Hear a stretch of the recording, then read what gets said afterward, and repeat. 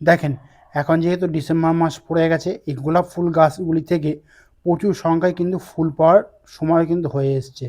আমি কিন্তু আমার এই গোলাপ ফুল গাছগুলিতে আর কি বেশ ভালোই ফুল ধরাতে পেরেছি আমি এবছর।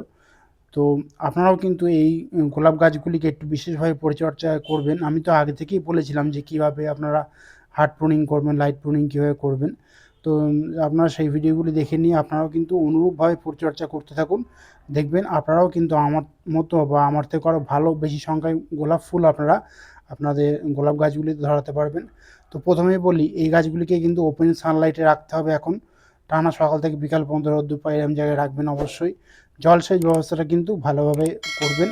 মাটির মধ্যে যাতে একটা ময়েস ভাব বজায় থাকে সেরকমভাবে জলসেচ ব্যবস্থা করবেন। এরপরে বলি, এই গাছে কিন্তু এখন খাবার প্রচুর পরিমাণে দিতে হবে।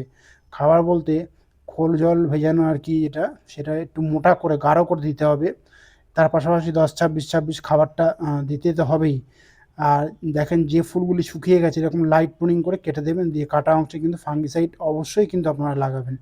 তাহলে দেখবেন নতুন, নতুন ব্রাঞ্চ বেরোবে এবং এরকম কুঁড়িও কিন্তু পাবেন গাছ ভর্তি করে।